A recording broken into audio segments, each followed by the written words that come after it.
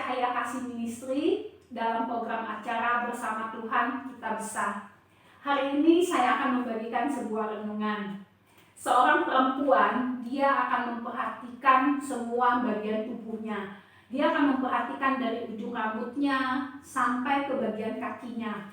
Apabila seorang perempuan itu ingin pergi ke suatu acara, katakanlah suatu pesta pernikahan, dia akan lebih memperhatikan bagian rambutnya. Dia akan tata rambutnya sedemikian indahnya. Karena dengan rambutnya yang indah itu akan membuat bagian tubuhnya itu lebih menampilkan suatu keindahan. Akan tetapi kita juga tidak boleh melupakan, meskipun bagian rambut ditata demikian rapi, kalau bagian bawah, yaitu posisi yang paling bawah adalah kaki yang tidak diperhatikan, maka itu akan menjadi suatu keanehan dan akan menjadi suatu hal yang tidak menarik lagi. Kita akan melihat bila ada satu perempuan yang akan pergi ke pesta, dia dandani mukanya, dia dandani rambutnya, penampilannya dia yang menarik, pakaian yang indah. Tetapi ketika bagian kakinya tidak tampak indahnya, mungkin dia tidak pakai sepatu yang layak, dia pakai sendal jepit misalnya, itu akan menjadi suatu keanehan. Sehingga bagian tubuh yang harusnya berpenampilan menarik dan indah menjadi suatu yang aneh di mata orang. Nah, demikian juga artinya ketika kita memperhatikan tubuh ini yang Tuhan sudah kasih, kita harus memperhatikan dari atas kepala sampai ke bagian yang paling rendah, yaitu kaki. Maka akan menjadi sempurna apa yang Tuhan berikan. Dan kita bisa lihat pada Yohanes 12 ayat 3, bagaimana seorang yang namanya Maria memperhatikan kaki itu sangat-sangat menghargai kaki, sangat menghormati yang namanya kaki. Kita akan lihat pada Yohanes 12 ayat 3. Maka Maria mengambil setengah kati minyak narwastu murni yang mahal harganya, lalu meminyaki kaki Yesus dan menyekahnya dengan rambutnya, dan bau minyak semerbak di seluruh rumah itu. Kita bisa melihat Maria meminyaki kaki Yesus dengan minyak narwastu. Minyak narwastu yang murni itu harganya mahal. Tetapi Maria melakukannya adalah menyekah kaki Yesus. Pada saat Maria menuangkan minyak narwastu ke kaki Yesus, pasti dalam kondisinya itu tidak merata. Tetapi Maria melakukannya menyekah kaki Yesus tidak dengan tangan, akan tetapi dia seka pakai rambutnya. Di mana rambut adalah mahkotanya wanita, tetapi justru dengan rambut itulah Maria menyekah kaki Yesus. Itu membuktikan bahwa kaki Yesus adalah hal yang sangat berharga,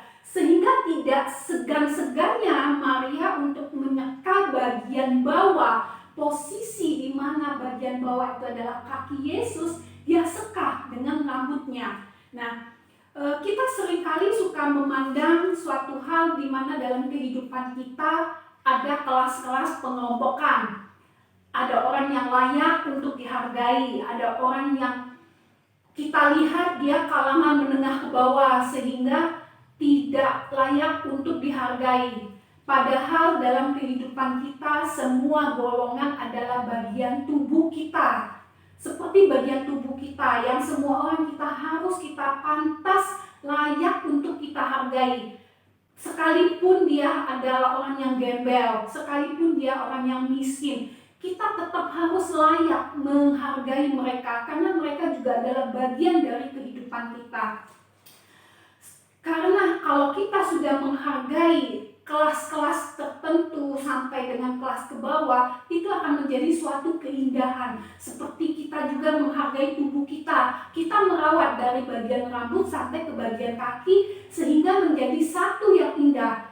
Begitupun kita dalam kehidupan kita, di mana sekeliling kita beraneka macam golongan kelas ekonomi, kelas menengah dan kelas atas. Apabila kita menghargai mereka sama, akan kehidupan kita itu akan menjadi indah sekali. Dan Yesus berkata bahwa Yesus itu datang untuk orang sakit. Yesus datang bukan hanya untuk orang kaya. Dan kehidupan kita pun sama, kita datang bukan hanya untuk kepada orang kaya saja. Kita datang untuk kepada orang-orang miskin pun yang kelas mereka di bawah, sehingga kehidupan kita itu nyata seperti yang Tuhan ajarkan. Yesus berkata bahwa aku datang untuk orang miskin. Itu bisa kita lihat pada Markus 12 ayat 7.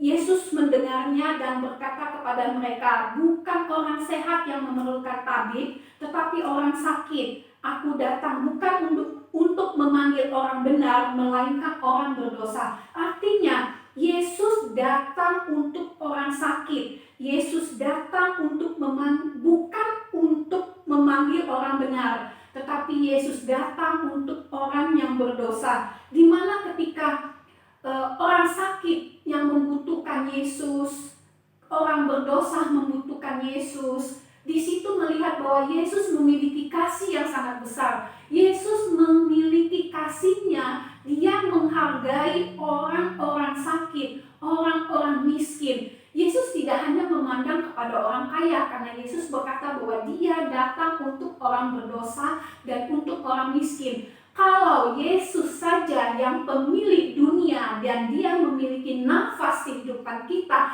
dia bisa datang ke dunia untuk menerima dan datang kepada orang-orang miskin dan orang-orang kaya.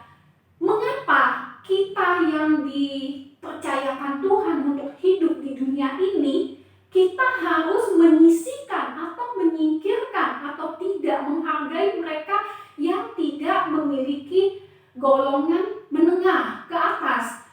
Mereka yang orang miskin, mengapa kita harus menyingkirkan mereka? Mengapa kita tidak bisa menghargai mereka? Lah Yesus saja yang penguasa dunia dan raja di atas segala raja, dia raja dunia dan dia rajanya di surga, bisa menerima dan bahkan mau turun ke dunia untuk mencari orang berdosa, untuk mencari orang miskin, mau melindungi orang miskin dan menyembuhkan orang sakit. Mengapa kita tidak bisa mencontoh seperti yang Yesus contoh? Kita tidak bisa meneladani seperti yang Yesus telah teladani untuk kita. Dia adalah raja di atas segala raja. Dia rela turun ke dunia, menghargai orang miskin, menyembuhkan orang sakit. Yesus juga berkata bahwa Yesus untuk orang miskin. Kita bisa lihat pada Yohanes 12 ayat 8. Karena orang-orang miskin selalu ada pada kamu, tetapi aku tidak akan selalu ada pada kamu. Ini mengatakan bahwa Yesus menegur pada saat Maria menuangi, menyekah kaki Yesus dengan minyak nawastu. Di situ ada murid-murid Yesus. Murid-murid Yesus itu dia tidak senang dengan apa yang dilakukan Maria pada saat Maria menyirami kaki Yesus dan menyekah dengan rambutnya. Murid-murid Yesus berpikir bahwa itu minyak nawastu yang sangat mahal harganya. Mengapa harus disekah? Mengapa harus disiram pada kaki Yesus? Tetapi Yesus tahu apa yang dipikirkan murid-muridnya, sehingga Yesus mengatakan bahwa karena orang-orang miskin selalu ada pada kamu. Itu Yesus menegur murid-muridnya. Tetapi Yesus mengatakan bahwa dia hadir untuk orang miskin. Oleh sebab itu Yesus berkata, tetapi aku tidak akan selalu ada pada kamu. Menyatakan bahwa di sini ada saatnya nanti bahwa Yesus akan kembali ke surga dan dia tidak ada di antara orang miskin. Sehingga pada saat Yesus ada di dunia, Yesus menerima dan mengasihi orang miskin dan orang berdosa. Dari sini kita melihat bahwa Yesus adalah raja di atas segala raja. Dia raja dunia, dia raja surga, memberikan teladan kepada kita, kepada murid-muridnya, bahwa orang miskin pun layak untuk dihargai karena dia juga adalah bagian dari apa yang Tuhan ciptakan untuk kita. Dan alangkah baiknya kalau saat-saat seperti ini kita melihat banyak di antara kita orang-orang yang katakanlah mereka kekurangan, mereka sangat menderita, apalagi kondisi saat ini sangat tidak menentu, di mana keuangan itu sangat minim dan orang-orang yang sangat membutuhkan keuangan dan di mana saat ini juga keadaan tidak menentu. Alangkah baiknya kalau kita juga memperhatikan mereka, karena Yesus sendiri sudah mengajarkan bahwa Yesus hadir, Yesus datang ke dunia untuk orang miskin. Alangkah baiknya kita juga memperhatikan lingkungan kita, memperhatikan mereka, kita menolong mereka, kita bantu mereka. Itu adalah suatu penghargaan. Kita sama saja seperti ketika kita membantu mereka yang miskin, sama saja kita seperti menyeka kaki Yesus, kita menghargai Yesus. Kalau kita bisa menghargai orang miskin yang ada di antara kita, itu sama saja kita mengasihi Tuhan, kita menyeka kaki Tuhan. Biarlah renungan hari ini akan menjadi suatu pembelajaran buat kita. Apabila hati kita masih ada penolakan untuk sesama kita yang miskin, biarlah Tuhan menggerakkan hati kita mencabut akar-akar yang membedakan itu. Biarlah hati kita tertanam bahwa apa yang ada di sekitar kita, teman-teman kita, saudara-saudara kita yang dalam kondisi mereka kekurangan, kita bisa membuka hati untuk merangkul mereka, memberkati mereka seperti yang Tuhan ajarkan kepada kita. Marilah kita berdoa.